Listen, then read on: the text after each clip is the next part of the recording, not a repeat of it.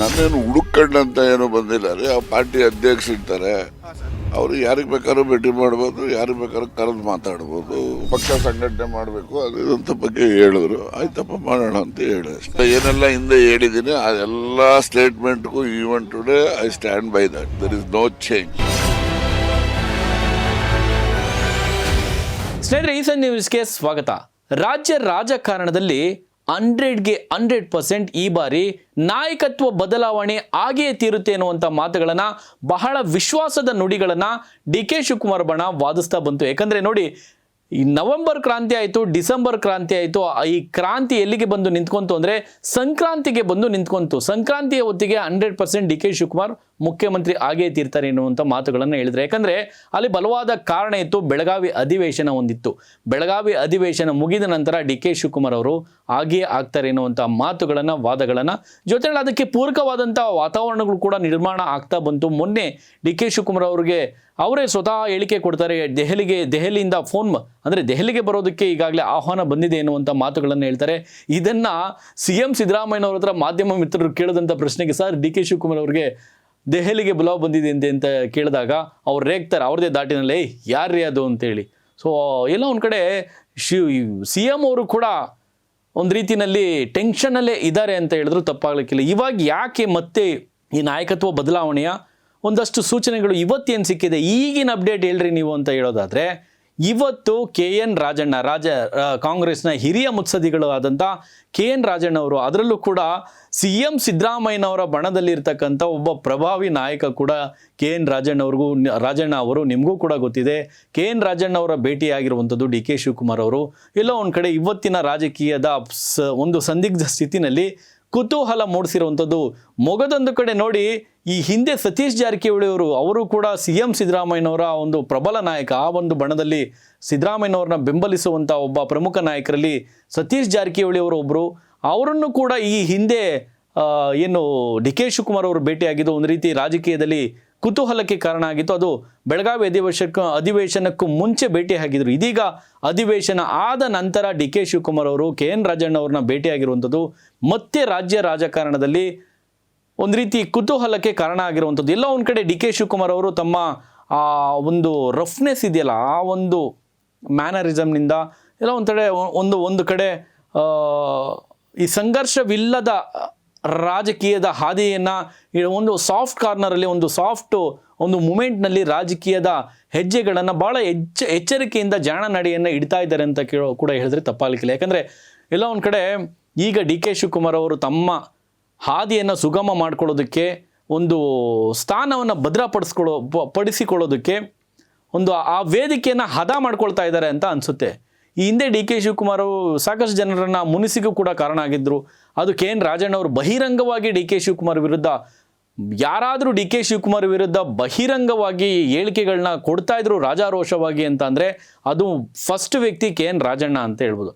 ಅದಾದ ನಂತರ ಸತೀಶ್ ಜಾರಕಿಹೊಳಿ ಅವರು ಕೂಡ ಹಾಗೆಯೇ ಘಂಟಾಘೋಷವಾಗಿ ಅಥವಾ ಯಾವುದೇ ಅಂಜಿಕೆ ಇಲ್ಲದೆ, ಮುಜುಗರ ಇಲ್ಲದೆ, ಯಾವುದೇ ಮುಲಾಜ್ಗೂ ಒಳಪಡದೆ ಡಿ.ಕೆ. ಶಿವಕುಮಾರ್ ವಿರುದ್ಧ ಸಮಯ ಸಿಕ್ಕಾಗೆಲ್ಲೂ ಕೂಡ ಬ್ಯಾಟಿಂಗ್ ಆಡ್ತಾ ಇದ್ರು. ಇವತ್ತು ನೋಡಿ, ಅದೇ ಬ್ಯಾಟಿಂಗ್ ವಿಚಾರವನ್ನು ಡಿ.ಕೆ. ಶಿವಕುಮಾರ್ ಅವ್ರ ಬಗ್ಗೆ, ಸತೀಶ್ ಜಾರಕಿಹೊಳಿ ಅವ್ರ ಬಗ್ಗೆ ಬಳಿ ಮಾಧ್ಯಮ ಮಿತ್ರರು ಕೇಳಿದಂಥ ಸಂದರ್ಭದಲ್ಲಿ ಹೇಳ್ತಾರೆ, ಇಲ್ಲ ದೆಹಲಿಯ ಒಂದು ಮೈದಾನದಲ್ಲಿ ಹಾಕಿರುವಂಥ ಒಂದು ಟಾಸ್ಕ್ನಲ್ಲಿ ಇಬ್ಬರೇ ಇದ್ದಿದ್ದು. ಒಂದು ಡಿ.ಕೆ. ಶಿವಕುಮಾರ್ ಜೊತೆಯಲ್ಲಿ CM ಸಿದ್ದರಾಮಯ್ಯನವರು ಇಬ್ಬರೇ ಇದ್ದಿದ್ದು. ಟಾಸ್ಕ್ ಹಾಕುವಂಥ ದೆಹಲಿಯ ಮೈದಾನದಲ್ಲಿ ಆ ಟಾಸ್ಕ್ ಹಾಕುವಂಥ ಸಂದರ್ಭದಲ್ಲಿ ಇಬ್ಬರೇ ಇದ್ದಿದ್ದು.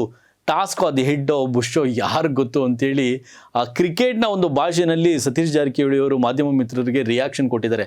ಇನ್ನು ಇವತ್ತು KN ರಾಜಣ್ಣ ಜೊತೆ ಡಿ.ಕೆ. ಶಿವಕುಮಾರ್ ಅವರ ಭೇಟಿಯ ರಹಸ್ಯ ಏನು ಅಂತ ನೋಡೋದಾದರೆ, ಎಲ್ಲೋ ಒಂದು ಕಡೆ ಡಿ.ಕೆ. ಶಿವಕುಮಾರ್ ಸಾಫ್ಟ್ ಕಾರ್ನರ್ ತೋರಿದ್ರ, ತಮ್ಮ ವಿರೋಧ ಪಾಳೆಯದ ನಡುವೆ ರಾಜಿ ಸಂಧಾನಕ್ಕೆ ಇದೀಗ ಮುಂದಾಗ್ತಾ ಇದ್ದಾರೆ ಎನ್ನುವಂಥ ಚರ್ಚೆಗಳು ಕೂಡ ರಾಜಕೀಯ ಪಡಸಾಲೆಯಲ್ಲಿ ಕೇಳಿ ಬರ್ತಾ ಇರುವಂಥದ್ದು. ಹೌದು ಅಂತ ಕೂಡ ಹೇಳಿದರೆ ತಪ್ಪಾಗಲಿಕ್ಕಿಲ್ಲ, ಇಲ್ಲ ಅಂತ ಕೂಡ ಅಲ್ಲಗಳೆಯೋದಕ್ಕೂ ಕೂಡ ಆಗೋದಿಲ್ಲ. ಯಾಕಂದರೆ KN ರಾಜಣ್ಣ ಅವ್ರನ್ನ ಈ ಸಂದರ್ಭದಲ್ಲಿ ಅನಿವಾರ್ಯ ಅಂತ ಮೀಟ್ ಆಗುವಂಥ ಅನಿವಾರ್ಯತೆ ಏನಿತ್ತು, ಬೆಳಗಾವಿ ಅಧಿವೇಶನಕ್ಕೂ ಹಿಂದೆ ಸತೀಶ್ ಜಾರಕಿಹೊಳಿ ಅವ್ರನ್ನ ಭೇಟಿಯಾಗುವಂಥ ಅನಿವಾರ್ಯತೆ ಏನಿತ್ತು, ಇದೆಲ್ಲವೂ ಕೂಡ ಚರ್ಚೆಗೆ ಗ್ರಾಸ ಆಗಿರುವಂಥದ್ದು. ರಾಜಕೀಯ ಪಡಸಾಲೆಯಲ್ಲಿ ಚರ್ಚೆಯನ್ನು ಹುಟ್ಟಾಕುವಂಥ ಭೇಟಿಯ ತಂತ್ರಗಾರಿಕೆಯ ಒಂದು ಸಂಧಾನದ ತಂತ್ರಗಾರಿಕೆಯ ಒಂದು ಮುಖ್ಯ ಅಂಶ ಕೂಡ ಅಂತ ಹೇಳಿದ್ರೆ ತಪ್ಪಾಗಲಿಕ್ಕಿಲ್ಲ. ಇನ್ನು KN ರಾಜಣ್ಣ ಅವರು ಮಾಧ್ಯಮ ಮಿತ್ರರು ಕೇಳ್ತಾರೆ, ಏನು ಸರ್ ಡಿ ಕೆ ಶಿವಕುಮಾರ್ ಅವರು ನಿಮ್ಮನ್ನು ಭೇಟಿಯಾಗಿದ್ದಾರೆ, ಏನು ವಿಚಾರ ಅಂತ ಕೇಳಿದಾಗ ಏನು ಹೇಳಿದ್ರು ಗೊತ್ತಾ? ಆ ವಿಡಿಯೋನೊಮ್ಮೆ ತೋರಿಸ್ತೀವಿ, ನೋಡ್ಕೊಂಬಂದು. ನನ್ನೇನು ಹುಡುಕಂಡಂತ ಏನು ಬಂದಿಲ್ಲ ರೀ. ಆ ಪಾರ್ಟಿ ಅಧ್ಯಕ್ಷ ಇರ್ತಾರೆ, ಅವರು ಯಾರಿಗೆ ಬೇಕಾದ್ರೂ ಭೇಟಿ ಮಾಡ್ಬೋದು, ಯಾರಿಗೆ ಬೇಕಾದ್ರೂ ಕರೆದು ಮಾತಾಡ್ಬೋದು. ಏನು ಪ್ರಮುಖ ಅದೇ ಪಕ್ಷ ಸಂಘಟನೆ ಮಾಡಬೇಕು ಅದಂತ ಬಗ್ಗೆ ಹೇಳಿದ್ರು. ಆಯ್ತಪ್ಪ ಮಾಡೋಣ ಅಂತ ಹೇಳಿ ಅಷ್ಟೇ. ಅವ್ರು ಏನೇ ಪ್ರಯತ್ನ ಮಾಡಿ, ನಾನು ಹೇಳಿದ್ದೀನಲ್ಲ ಏನೆಲ್ಲ ಹಿಂದೆ ಹೇಳಿದ್ದೀನಿ, ಅದೆಲ್ಲ ಸ್ಟೇಟ್ಮೆಂಟ್ಗೂ even today I stand by that. There is no change. ಕೇಳಿದ್ರಲ್ಲ KN ರಾಜಣ್ಣ ಅವರ ಮಾತುಗಳನ್ನು. ಅವರು ಪಾರ್ಟಿ ಅಧ್ಯಕ್ಷರು, ನಮ್ಮ ಪಾರ್ಟಿ ಅಧ್ಯಕ್ಷರು, ಕಾಂಗ್ರೆಸ್ನ ಅಧ್ಯಕ್ಷರು. ಹಾಗಾಗಿ ಸಂಘಟನೆ ವಿಚಾರವಾಗಿ ಮಾತನಾಡೋದಕ್ಕೆ ಡಿ ಕೆ ಶಿವಕುಮಾರ್ ಅವರು ನನ್ನ ಬಳಿ ಬಂದಿದ್ರು. ಭೇಟಿಯಾಗಿ ಒಂದು 10 ನಿಮಿಷ ಸೌಹಾರ್ದಯುತವಾದಂಥ ಒಂದು ಮಾತುಕತೆಯನ್ನು ಆಡಿದ್ದೇವೆ ಅಂತೇಳಿ. ಅಂದರೆ ಪಕ್ಷದ ಸಂಘಟನಾತ್ಮಕ ವಿಚಾರವಾಗಿ ಅಷ್ಟೇ ಇಲ್ಲಿ ಚರ್ಚೆ ಆಗಿದೆ. ಬೇರೆ ಯಾವುದೇ ನಾಯಕತ್ವ ಬದಲಾವಣೆ ಕುರಿತು, ನಾಯಕತ್ವದ ಕುರಿತು ಇಲ್ಲಿ ಏನು ಚರ್ಚೆ ಆಗಿಲ್ಲ ಎನ್ನುವಂಥ ಮಾತುಗಳನ್ನು ಇಲ್ಲಿ KN ರಾಜಣ್ಣ ಅವರು ಸ್ಪಷ್ಟಪಡಿಸ್ತಾರೆ.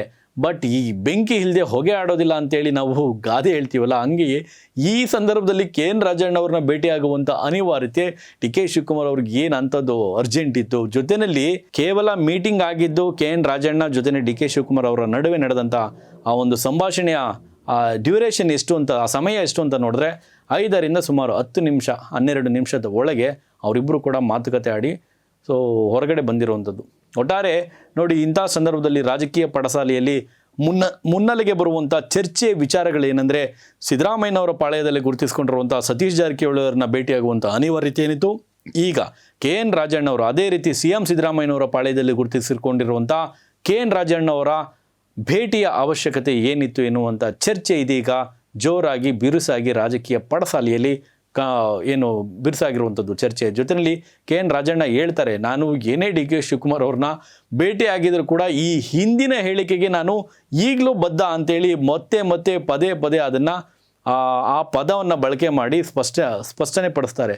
ಜೊತೆಯಲ್ಲಿ ನಾನು ಈಗಲೂ ಕೂಡ CM ಸಿದ್ದರಾಮಯ್ಯನವರ ಪರನೇ, ನನ್ನ ಹಿಂದಿನ ಎಲ್ಲ ಹೇಳಿಕೆಗಳಿಗೂ ಈಗಲೂ ಬದ್ಧನಿದ್ದೇನೆ ಎನ್ನುವಂಥ ಮಾತುಗಳನ್ನು ಹೇಳುವ ಮೂಲಕ ರಾಜಕೀಯದಲ್ಲಿ ಚರ್ಚೆಗೆ ಒಂದು ರೀತಿ ಇವರ ನಡೆಗಳು ಚರ್ಚೆಗೆ ಗ್ರಾಸವಾಗಿರುವಂಥದ್ದು. ಸ್ನೇಹಿತರೆ, ನಿಮ್ಮ ಅನಿಸಿಕೆ ಪ್ರಕಾರ ಡಿ ಕೆ ಶಿವಕುಮಾರ್ ಅವರು ಎಲ್ಲೋ ಒಂದು ಕಡೆ ತಮ್ಮ ಆ ಹಳೆಯ ರಾಜಕೀಯ ಶೈಲಿಯನ್ನು ಬಿಟ್ಟು ಒಂದು ರೀತಿ ಸಾಫ್ಟ್ ಸ್ಟೈಲ್ನಲ್ಲಿ ತಮ್ಮದಲ್ಲದ ಶೈಲಿನಲ್ಲಿ ರಾಜಕೀಯದಲ್ಲಿ ಮುಂದುವರಿತಾ ಇದ್ದಾರೆ. ಡಿ ಕೆ ಶಿವಕುಮಾರ್ ಅವರ ಈ ಒಂದು ನಡೆ ಅವರನ್ನು ಮುಖ್ಯಮಂತ್ರಿ ಹಾದಿಯತ್ತ ಇನ್ನೂ ಒಂದಷ್ಟು ಹತ್ತಿರಕ್ಕೆ ಕೊಂಡೊಯ್ಯಬಲ್ಲದ? ನಿಮ್ಮ ಅನಿಸಿಕೆ ಏನು? ಕಮೆಂಟ್ ಮಾಡಿ. ನೋಡ್ತಾರೆ ಈ ಸತಿ ನ್ಯೂಸ್, ಇದು ಸಮಸ್ತ ಕನ್ನಡಿಗರ ಧ್ವನಿ.